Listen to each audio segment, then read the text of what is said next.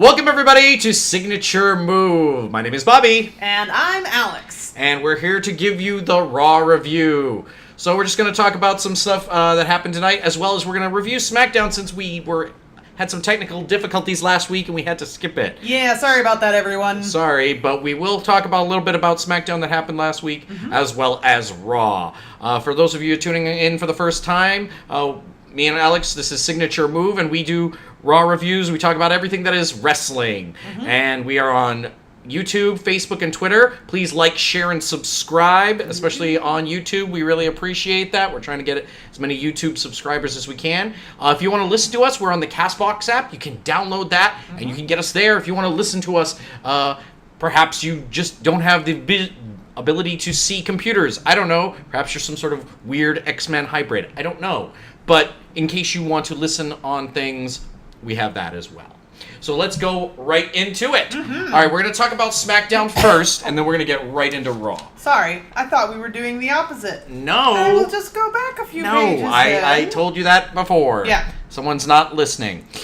We'll deal with that later. Hey. But anyway, we're going to talk about kind of like, we're going to go over the three major happenings on SmackDown, because we just want to kind of get through that. Yes.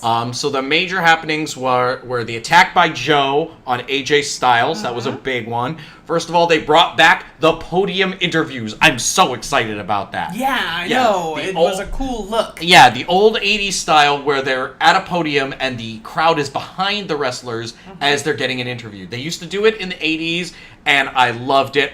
Bring that back, WWE. That is one of my favorite things. I loved it. It was great. It is a cool camera angle, I will say. Yep. Because I like being able to see everybody. Then you get a scope of how big the stadiums that they're at. Yep. And you get to see the crowd reaction to, let's say, an attack, which is exactly what happened. Joe attacked AJ Styles and was particularly menacing last week. Yeah. Ooh. Very creepy. Oh, very creepy. Yeah. Very telling him he's put daddy to night. Daddy's already gone night. Oh man, it was really he seemed like a real monster heel there. Yep. Doing a great job with an angle that I was afraid was dead. And boy, their match really convinced me that it's going to continue.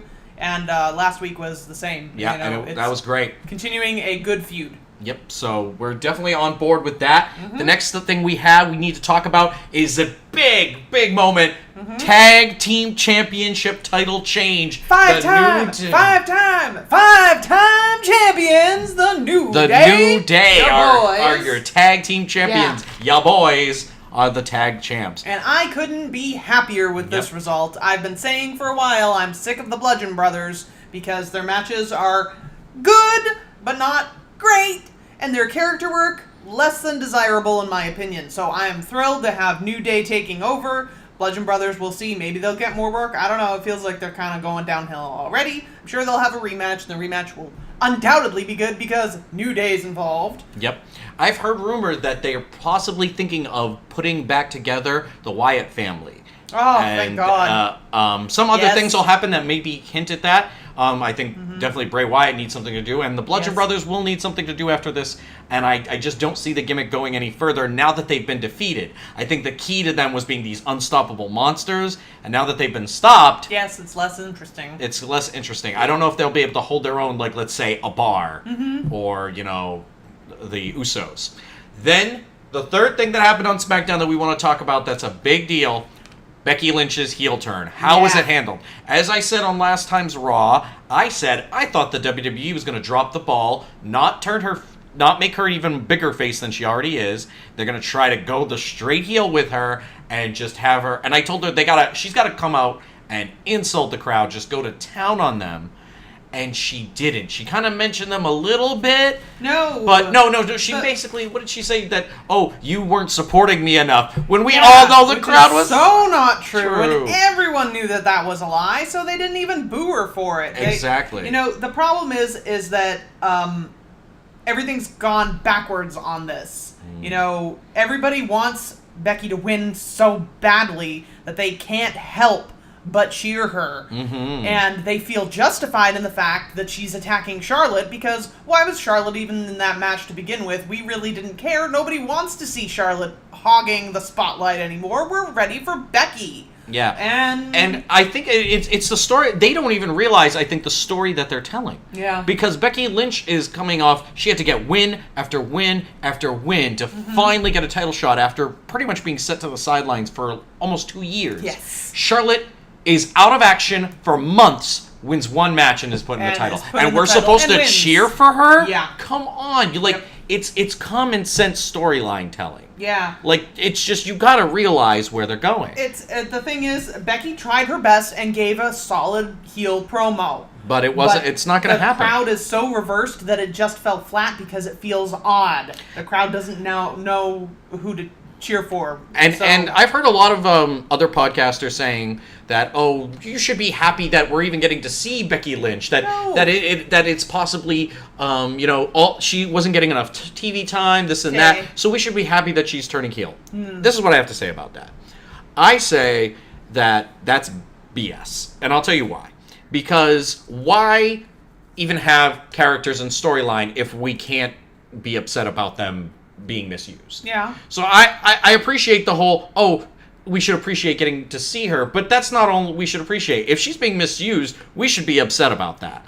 And otherwise, why even have characters if it's just like, oh, you should be happy to get to see your favorite wrestlers no matter what. No matter what character. If Braun Strowman's a giant rooster, you should be happy with that. That's an excuse for poor writing. Yeah. And I don't abide by it. I don't support it.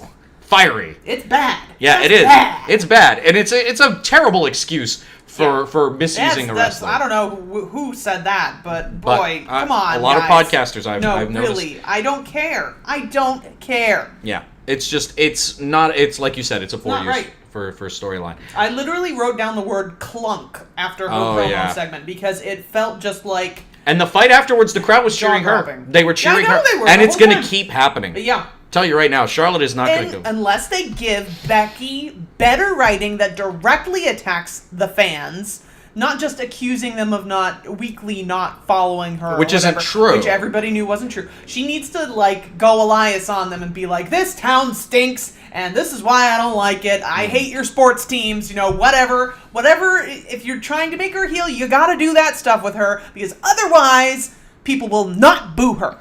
Or I think for me, she really needs to.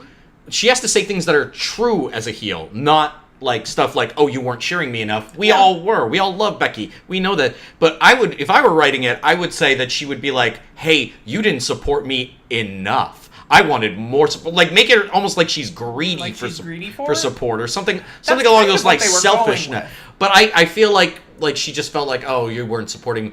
Or she should be like, you know what, even with your support, I lost, so why do I care about your support? Yeah. I've done everything, like the typical heel, I've done everything right, it's not working, I don't need you anymore. Mm-hmm. But and honestly, making her the badass and saying the line, she says, I knew that I would raise Charlotte's arm and then just rip her head off.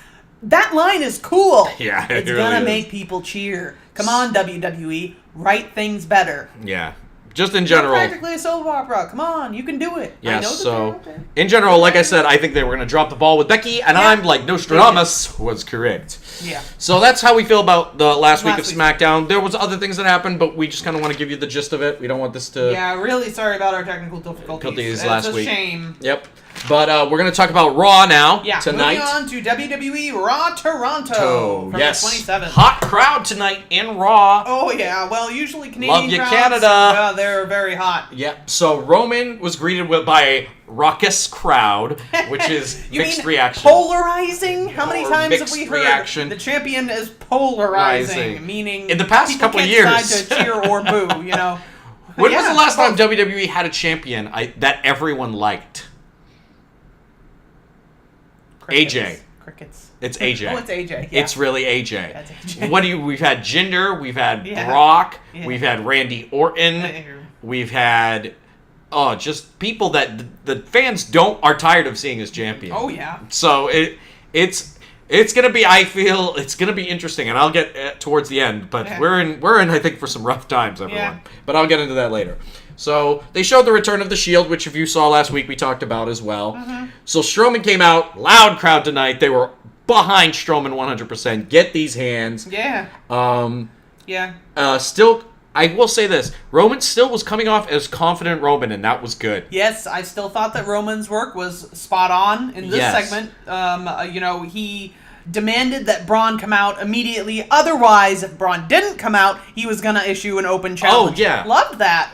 Keep that going. Yeah, I think that makes him feel strong. The key with Roman being a face that they haven't really done is they needed him to be the guy out there, not complaining about shots, giving shots, saying, I'm going to take you. Yes. And the fact that he gave Braun no fear and pretty much, later on would say that, hey, you're counting the days till you lose. That's face stuff. That's what they should have been doing with Roman from the beginning. Yeah. So no, they finally figured out how to write Roman, which is good. But I also think it's because Roman's feels more comfortable. Now that the Brock thing is over, it really feels like a weight was taken off of him. I loved when Roman called Braun son. Oh, man. Talk about undercutting him. Good work. Wow, very good. Yeah, Roman should be doing stuff like that because he's the man. Start treating him like the man. Don't have him as don't treat him as this underdog. We know he's not the underdog. Yeah. Treat him as the dominant force he is. I like that he said that he's excited about the match. That's cool. I also like... And so then Braun accused him of, using the Shield to his advantage. I like the fact that Roman's like, well, I don't control the Shield. They just helped me. He's like, I'm not really the boss of them. They just come out. Because I don't know about you, but I've had friends that you can't control those friends. Certain friends, they're just going to do what they want. They're going to come over. They're going to drink your orange juice. They might go in your fridge. You know who you are out there, who I'm talking about. And just in general, there are certain friends that they're wacky and they're crazy and they're going to do stuff. I like that. Them. And we do love them. And I like that, Dean Ambrose is like that guy. Yeah. He's like, or Seth, they're like, Roman's like, they do what they want. I just, I can't control it. So, hey, you got beat up, Braun. Sorry. So that was great. So then they had the announcement that he is going to cash in his Money in the Bank. Braun Strowman versus Roman Reigns. Hell in a Cell. How do you feel? I think it's going to be a great match. But I really, really, really wish that they didn't do this to Money in the Bank. I don't like them taking away that drama in a little briefcase. That drama is really great. Gets the crowd super pumped, super excited about things, and to have it just be like, no, this is just guaranteeing me a #1 contendership, which he probably would have deserved anyway. Why give it to him? No, Braun should have never won the Money in the Bank. Really We've said that ad nauseum. We've said that ad nauseum. So let's just get into that. But It pisses me off that the writers did that. But it should be a fun match. I think it's going to be destructive as heck. Oh, yeah. It's going to be Roman and Braun can put on some great matches. They've already put on good matches. They have an awesome awesome rivalry that's from the past. Glad to see it coming forward. We'll talk a little bit more about that at the end of the segment. Yeah, but they have great chemistry. Yes. So looking forward to that. So Ziggler and Drew then came out to interrupt them. Ziggler really... I gotta say this, Ziggler got more of a push for his contract signing than I ever thought he would. Yeah. I thought he was gonna come in, they were gonna job him out, they just gave him a new contract to satisfy him. And, from last year? Yeah, from last year, and nothing was gonna go from it. I'm like, he's just coming back to job. And he's actually been probably him and Drew are the top heels on Raw right now. Yep. I can't believe that. Yeah, I am shocked. Maybe 2 weeks ago, I think. When I made Dolph my Wrestler of the Week, I think he's been doing great work. I can't believe it. Yeah. I can't believe him and Drew are the top heels. And he gets under your skin, too, I gotta say. I kind of get a creepy vibe when I see Dolph Ziggler. I'm like, ooh, you're... He's definitely like creepy Miami Vice. Yeah. You know what he is? He's that guy in the Miami Vice show where there's like the lead cop, and then there's that secondary cop who's like, you'll never crack the case. Yeah, he's that guy. He's that guy. He's that guy. Backhand. He's that guy who's like, totally that guy. Oh, I love. Oh, you don't do things by the book. I do things by the book. He's the kind of guy who tells the hero, "Oh, you're a loose cannon." I loved his loose cannon Roman Reigns. I loved his 80s glasses that he put on at the very end of the segment. I didn't see him enter with them, but he put them on as he was leaving, and I was like, oh man, he's totally rad right now. Yeah, loose cannon Dolph Ziggler is great. Yeah, Miami Vice Dolph Ziggler. We like all right. So he said your favorite thing, Alex. He's going to invoke his rematch clause eventually for his IC belt at Seth Rollins. Eventually. Alex loves those invoking. So Drew and Zig are challenging them. So for a tag team match, Yeah. Baron Corbin came out as GM to announce the tag team match they just did. Yeah, I What love was that he that? stole the credit. He was just like, I know what? I'm going to make a match. Oh, yeah, I'm brilliant. I'm Baron. I did. I wish somebody had mentioned it though. I was hoping Roman was be like. I thought Corey we just Graves said that. might We just said that. We Yeah. just said we're doing the match. No. Why are you coming out here, Baron? But then But Baron. it's not official until. But GM then, says. Baron said that he is going to have. He's making a new match announcement. It's going to be him and Finn Balor 1-on-1. And so I'm like, okay, I don't really see a point in this. Even if he beats him or not, where's he going with this? But then they had a match, which was okay. I like that he said it's an immediate match with not the demon, but the man. Yeah. Because right now we know that they have two distinct personalities. And he kept saying he was going to beat Finn because Finn, he knew he was going to fight Finn. Finn only had 3 minutes of prep time. And they kept mentioning like that. The that. announcers kept going, well, Finn only has 3 minutes of prep. Why? When has prep time been a wrestling thing? Times now that you can't be expected to stand at gorilla position forever, Bobby. But is it, what are we, Batman? He needs prep time to defeat anybody? Is Finn Balor Batman? Well, it's more that he didn't want Oh to my give God, him it's- time to put he didn't want to give him time to put on the demon so makeup. much sense. So It's so much sense.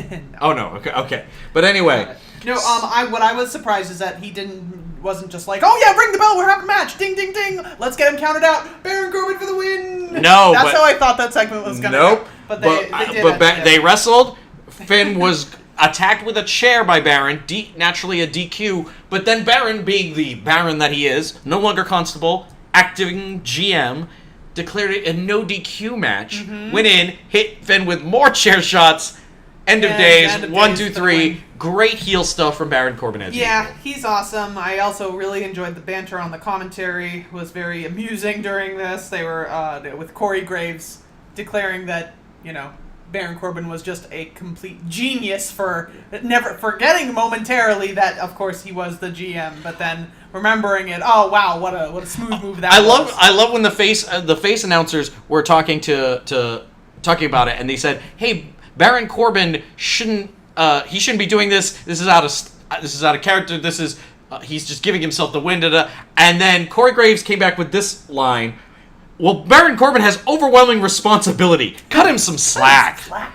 And I like that. He's like, so Corey's like, he's not trying to be a bad guy. He can't keep up with all that stuff. So many responsibilities. Yeah, He's got 3 roles to fulfill. Yeah, My he's God. constable now, acting GM. So good stuff. I just wish the wrestling in this feud lived up to everything else that's going on. Although it made me really sad that I heard a "You can't wrestle" chant. That's harsh, Toronto, because Baron Corbin has come a very long way from his days where he used to just do boots and stomps and NXT. Those were tough days. Those were tough days. I watched them. Yeah, Baron Corbin's They come a weren't long good. way. Trust So- me, he's gotten a lot better. Stop it with the "You can't wrestle." He can wrestle. Yes, there's some people who can't. Baron Corbin's not one of them. Baron Corbin is not one of So that was that match. Yep. Then Jinder wanted to help Dean relax. They did a little backstage segment where Jinder, soon to be future endeavor Jinder Mahal, Hey, come on. I'm going to say it every time, is trying to get Dean to relax with his Shanti stuff. Yeah. And then Dean just got mean. I just wrote Dean gets mean. All Dean Ambrose sees is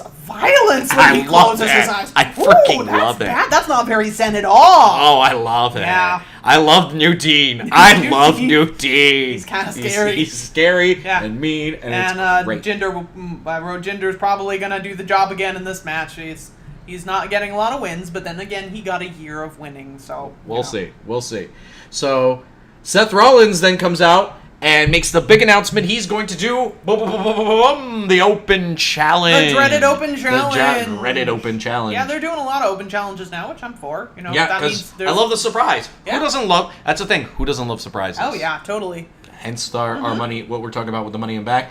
KO comes out. Crowd pops big for him, and they're going crazy for KO for pretty much most of his segment. He talks about wishing he had Sami Zayn. Yeah. He had a bad year, etc., etc.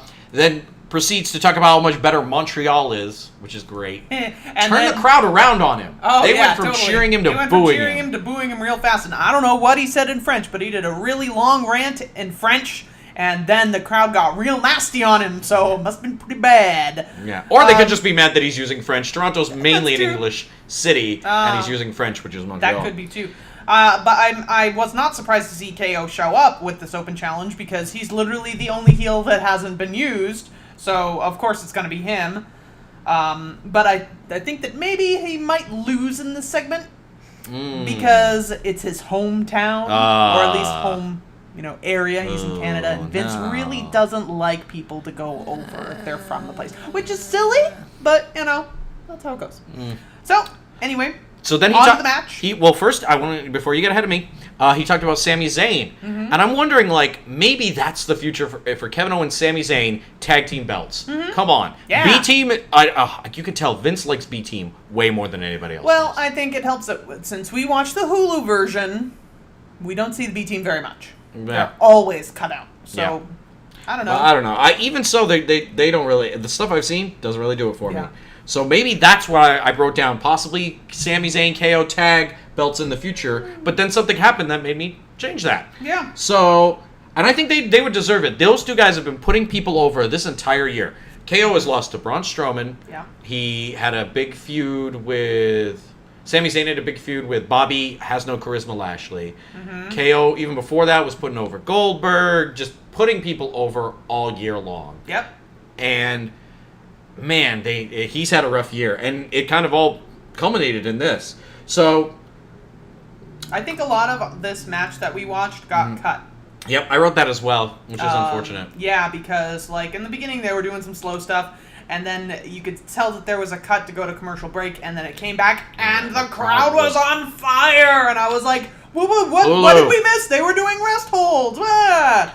Well, I've heard Hulu doesn't have control over what gets the cut, but man, Yeah. WWE needs to learn how to do their cuts, because do that cut better. was big. Yeah, when they cut, the crowd was super hot. They did a buckle bomb to KO. Oh, KO into and the then super it got kick. countered into a super kick, which looked Awesome. really good.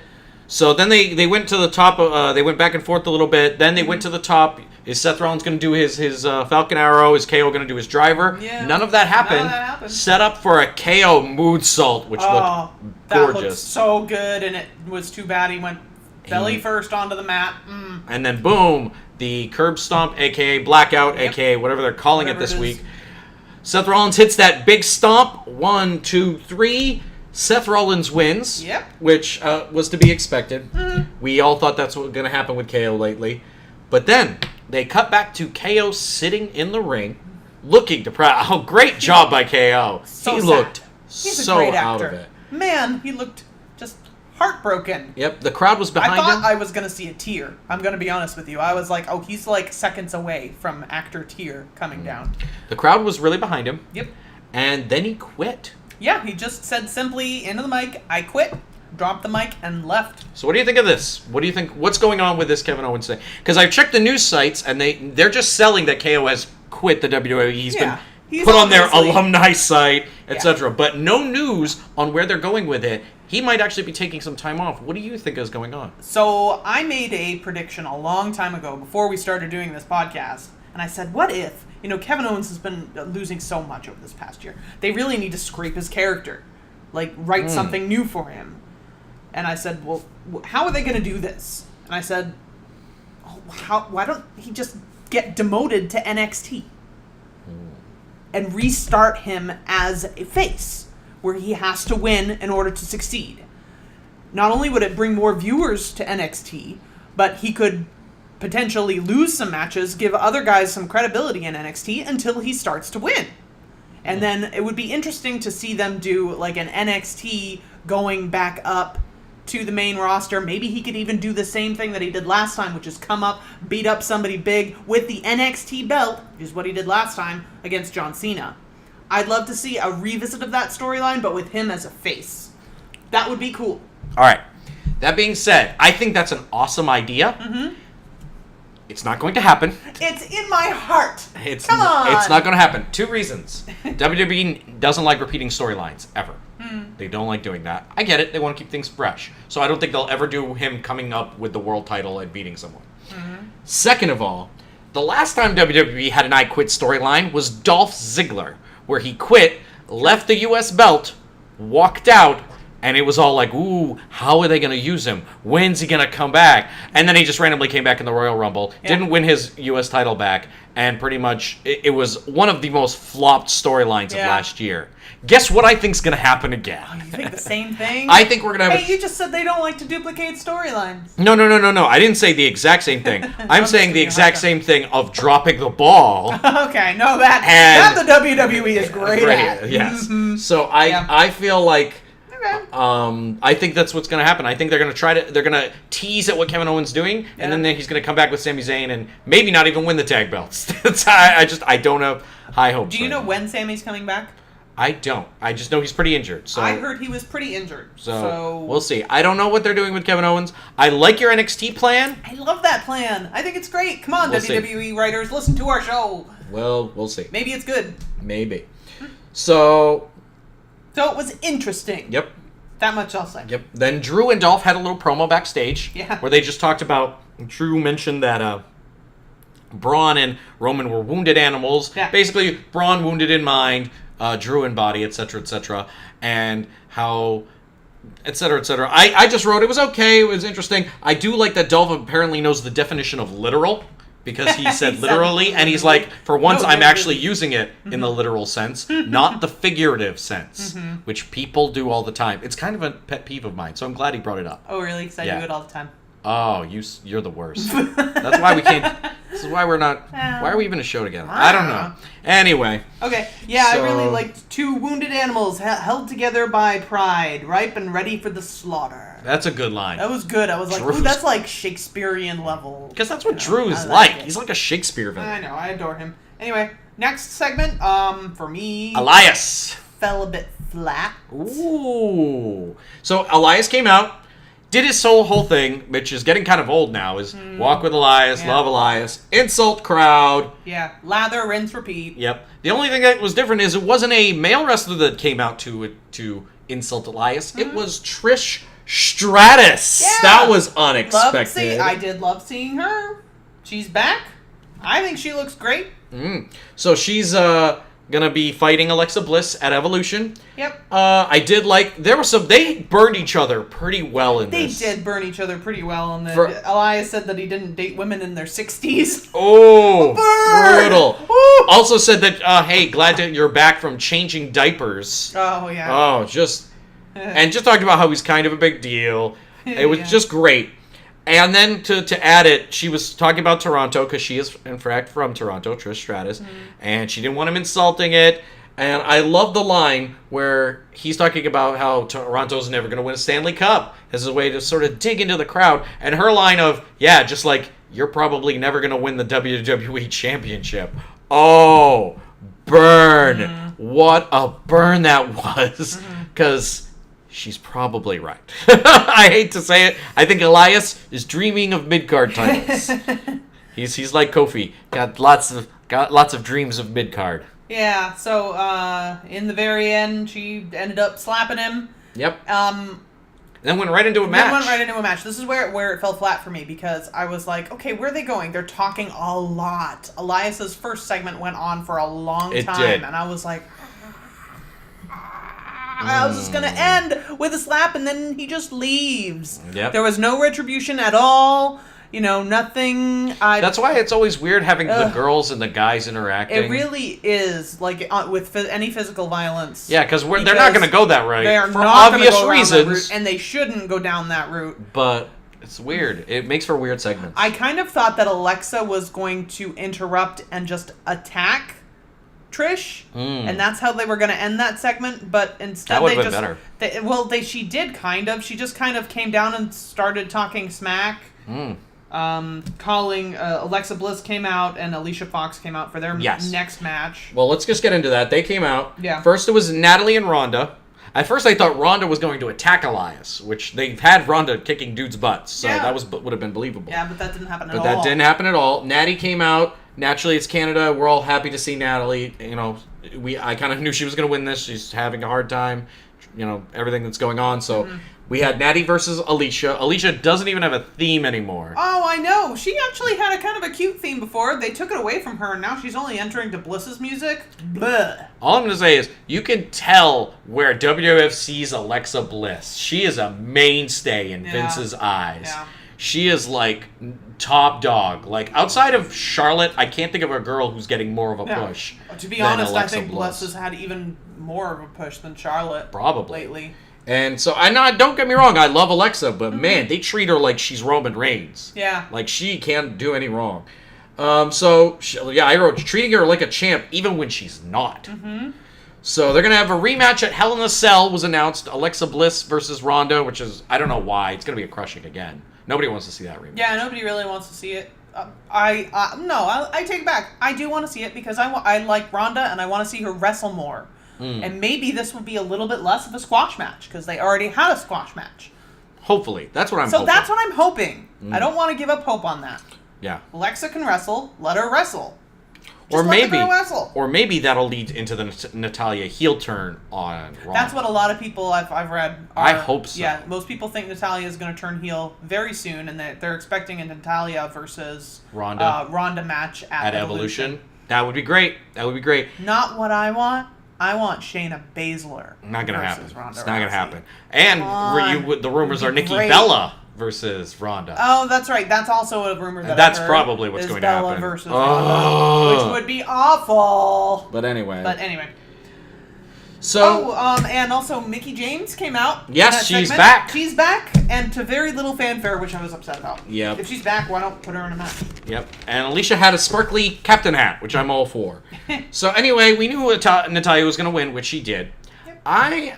I'm hoping that the return of Mickie James means Alicia can go be Alicia again. Because, no offense, I love Crazy Alicia. I loved Crazy Alicia when they were doing that storyline with her, and then she got injured, and things happened. Lost some momentum. But man, I don't want her as Alexa's sidekick anymore. It sucks to be Alexa's sidekick. Seriously. You get pushed to the side with storylines. Oh yeah, it's rough. Yeah, to be her BF. Yeah, so good. Hopefully Alicia's gonna get out of there, and I'm sick of these women teams. Mm-hmm. And but anyway, the Bellas. So they won. Really quick match. Natalya goes over. Mm-hmm. This is what I wrote down from that segment. Could have used a longer match, less jibber jabber from Alexa and Trish and Elias. Yeah, that's like really was it necessary? For a lot of people who were complaining that the women's division weren't getting enough time, they're not getting enough time. No, matches aren't long enough. That's my problem. They're getting TV time. They're coming out and talking, but just like give them more than I can literally remember. 3 spots from that women's match. Yeah, it's bad. Bad. So then the Bellas were backstage. The Bellas are going to be back in action next week. Yays. Yay. We're not Bella fans here. Not at all. Yep. And once again, and I think this has been said ad nauseum by both, online podcasters and just people in general, but I am so tired of all the storylines of the women being around friendship and friendship being magic. Because that's all it is. Like, friendship is magic. It's like, I'm friends with this one, and we're all friends, and we selfie together. And I'm like, come on. Yeah. Make it about the competition. Why is it so difficult? Why is this, who's writing this? It's got to be men. Because only men think that this is what they talk about. Mm-hmm. Women are all friends, and then when they betray the friends, that's what it's really about. Yeah. It's about the friendship being betrayed. And, it's just... That's why I'm also a fan of Ronda. No friend hope that they don't do like just friendship angle upon friendship angle with her because like she is a woman that seriously kicks a lot of butt. Yeah. So get her some upward momentum with that. Can we have some change it? That at least you could say that about Alexa. She's a heel just for heel's sake. She's not a heel who betrayed her. Oh wait, she is. She betrayed her friend. She betrayed Nia Jax. Oh my God! Stop it. Stop with the friend betrayal angles. Anyway, moving on. But although they are going to do Nattie betraying Ronda, so that'll be a good one, though. Yeah. Okay. So next up, Jinder versus Dean. Yep. I feel like Gene wants to show off how buff he is because you got shirtless Dean today.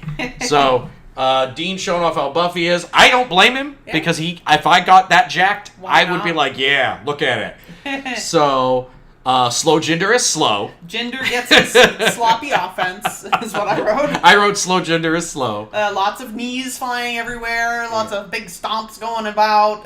Worst match of the night. Very boring. And that's including the Alicia Nattie clotheslines by Dean, then just a quick Dirty Deeds. That thing was over in like 3 minutes, maybe. Although I still love... Is Dirty Deeds the best DDT? Yes. Wow. Yeah, I agree. Because I think... outside of what Jake Roberts probably had, probably number Jake 2. the Snake, because he invented it and it was really good. I'm trying to think of other DDTs like Tommy Dreamer, Raven, Edge. None of them really had DDTs. I feel like Mrs. DDT. Mrs. DDT. Also, the draped DDT that Randy Orton does can look really devastating. It can look devastating, but it's almost a different move. What about Mick Foley's DDT? Oh yeah, no, Mix is awesome too. But the Mix is slow. He does the exact same one that Dean does, but Dean really kind of Dean snaps it, man. And then boy, it looks mean. Yeah, you can debate that with us if you'd like. Make some comments on it, but you know what? We're going on fact. Dean Ambrose has the best DDT in wrestling, bar none. Yep. We're saying it. Are we saying it? We're saying it. We're saying agree. it. Make comment if you disagree. If you dare to disagree with us. God. No one dares. So that was that simple match. Yep. Then Roman cut a promo. Calm Roman is the best Roman. He just basically said, I swear it has been like he's been waiting to be champion. Yeah. I feel like Roman's like, yeah, I was tired of facing Brock too, everyone. Yeah. I was sick of whining about that too. Thank God I'm the champion now. Yeah, now I can just Him and his man bun. I'm sorry, I cannot tolerate that man bun. The good thing is he doesn't keep it on long. No, but he wears it every show. Or it's always backstage. It's a little bit maddening. He always wears it in the backstage segments. But then when he comes out, he's all long hair Roman. Yeah. Well, that's what the women pay for, is those long-haired Romans. That's what we all want to see. It's not what Hey, you're in the minority. I guess so. I'm sorry. That man not my type. He's a good-looking dude. Can't deny it. Drew McIntyre any day. Oh, well, anyway. He's still my heart. All right, we're passing that. Okay. Don't need to hear about him. Well, all right, so then we had the main event, which is Roman and Braun versus Dolph and Dean. I still hate Drew's Tron. I will forever hate it. It's Drew what? Drew McIntyre's Tron. His Titantron. Hate it. I've said it before. All the Titantrons are kind of boring now. I hate to tell you. I won't go into it. When they stopped showing match segments on the Titantron, that's when they got very boring. Well, I liked his like map one, but I've already gone ad nauseum about this anyway. It still sucks. Yeah. So solid match, I thought overall. Drew got to show his power, which was like at one point he suplexed Roman from the mat, like just straight up and over. I was like, yeah. Drew to me was a superstar in this. Most of the spots that I wrote down were involving him. He did a great belly to belly, which looked awesome. He did just a few. He did a regular suplex and then a backward suplex. It just looks. He what a powerhouse! Really good moves and to big guys. I mean, he's 6'5", so wow, champion status. You know. And here's the thing about it, Drew. Like he's gotten better since like his look is so much better than when he was young, like baby face kind of. Like he was young, but now he's gotten bigger. With the beard, he looks more grizzled, and just his voice is better. Everything about his so improved. Is much better. Probably one of the most improved wrestlers from like somebody who's been gone for a long time and then come back. Definitely. Yeah. So good match, but we're gonna talk about the big thing at the end. Yeah. We're all building towards the hot tag. Which Roman. they've been building through. They built for that hot tag the entire match. You were ready to go at it, and I was just like, okay, it's a hot tag. Just get to it already. Get to it. Come on.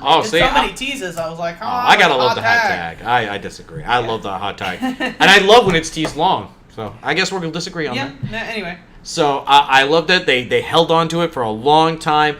Finally, Roman makes that hot tag, and Braun Strowman just stood there. Yeah, stood there and stared at him. And we're like, what's he going to do? And he proceeds to let Drew and Dolph beat him down, DQ, and then proceeds to beat down Roman Reigns. Then, Dean Ambrose came down the ring, tried to save him, gets beat up by the three of them. Seth Rollins comes down, gets beat up again by Braun, Drew, and Dolph. And from what I've seen and what they were selling on the announce team and from the power slams And from the way he was kind of ordering Drew and Dolph around, Oh, yeah. this is an official heel turn. I believe it is. What a mistake this is. Horrible idea. Braun is one of their hottest faces, and I can tell why they're doing it, because they want him to get booed against Roman. Because from what I hear anyway, Vince really hates face versus face. And that's technically what it would be in Hell in the Cell, is face versus face. So he's doing this quick heel turn for Braun.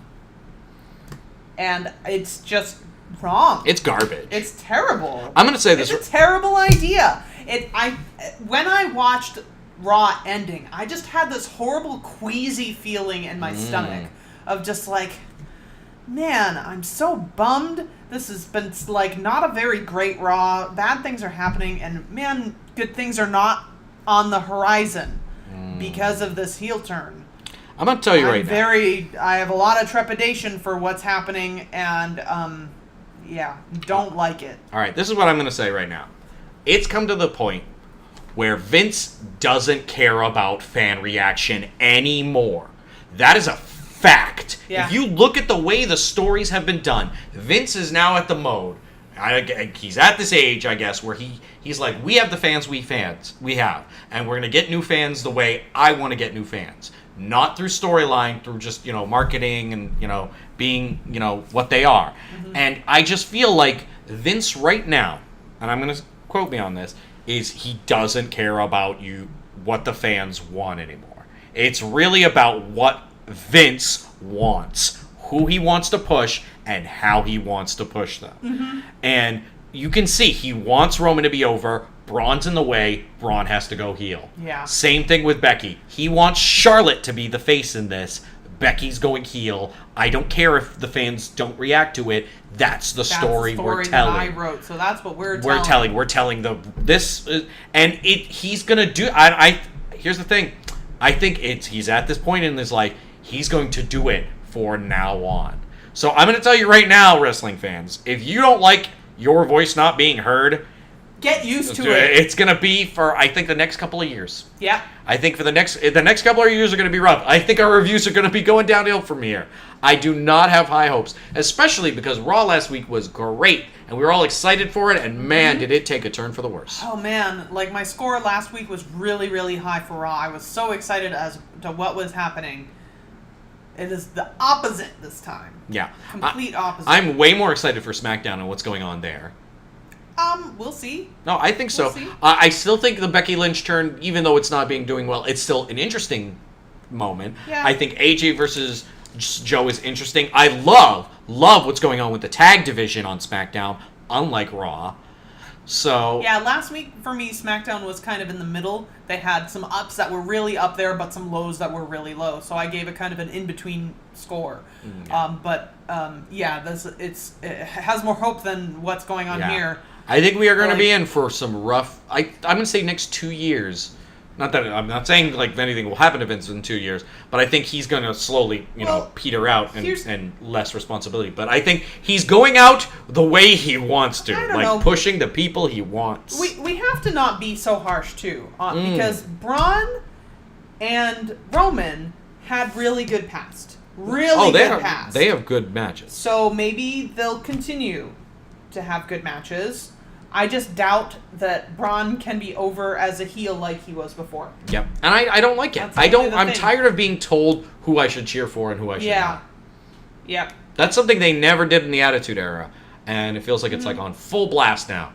So Vince can do what he wants. I'm going to cheer for what I want, but it's rough. It's rough to go out there and be told by the announcer. It's deflating. Yeah, and being told by the announcers, hey, don't cheer for this guy. Yeah. When we don't want to do that. So it's weird. It's such a weird thing, and it's going to be like that, I think. I think until he retires. I think he wants to go out doing whatever he wants. Whatever he wants. And none of you are going to stop Vince. Yeah. So that was Raw this week. Yeah, so what did you grade it? Yeah. I gave it that ending really deflated me. I gave it if it wasn't, I'm trying to think if there were matches. The match at the end was still solid, but I didn't like it at all.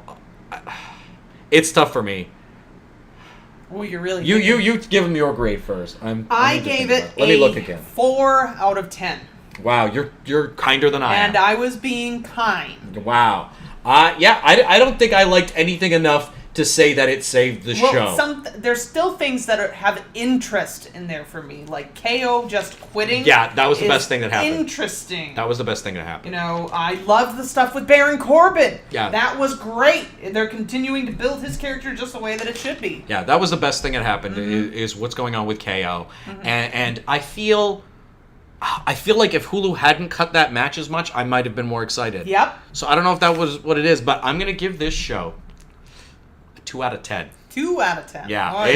it wasn't completely unwatchable, but there wasn't a lot of great stuff this week.